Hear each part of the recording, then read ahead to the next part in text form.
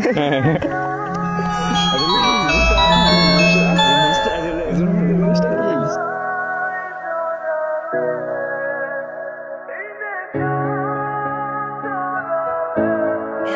বাবা। হ্যালো মা। হ্যাঁ বলো। আসার সময় আমার ঔষধগুলি একটু নিয়ে আসিস। আচ্ছা ঠিক আছে মা, তুমি টেনশন করো না, আমি নিয়ে আসতেছি।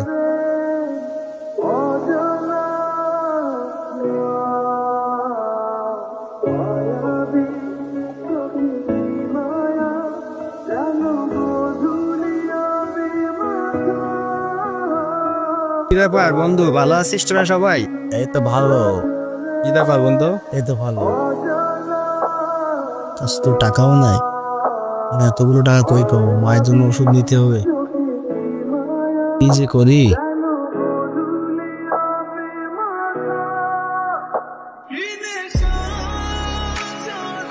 আরে দেখ দেখ বন্ধু, আরাফাত ওখানে একা একা মন খারাপ করে বসে আছে না?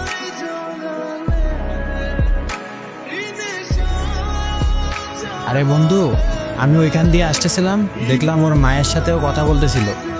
সম্ভবত ওর মা মনে হয় ঔষধ কেনার কথা বলতেছিল, কিন্তু ওর কাছে টাকা নেই দেখলাম, এই জন্য ওইখানেও মন খারাপ করে বসে আছে।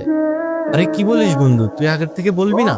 আরে বন্ধু, ওর যে টাকার সমস্যা, ও তো বলতে পারতো আমাদের সাথে। আরে ও তো আমাদের বন্ধু, ওর বিপদে আমরা পাশে না থাকলে কে থাকবে?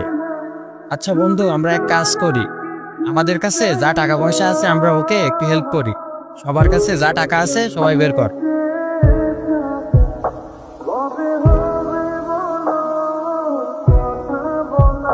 আচ্ছা বন্ধু, আমরা যতটুকু পারছি আমাদের পক্ষ থেকে যা টাকা উঠছে, আশা করি ঔষধ কেনার টাকা হয়ে যাবে।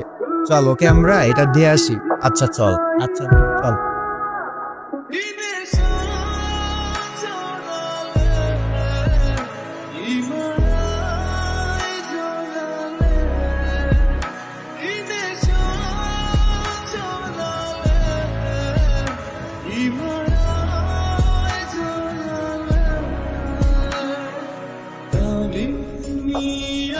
আরে বন্ধু, তোর টাকার প্রয়োজন, তুই তো আমাদের সাথে বলতে পারছিস। আরে তুই তো আমাদের বন্ধু তাই না? তোর বিপদের সময় যদি আমরা পাশে না থাকি তাহলে কে পাশে থাকবে? আমাদের বলবি সবকিছু, তোর যে মায়ের ঔষধের টাকার দরকার।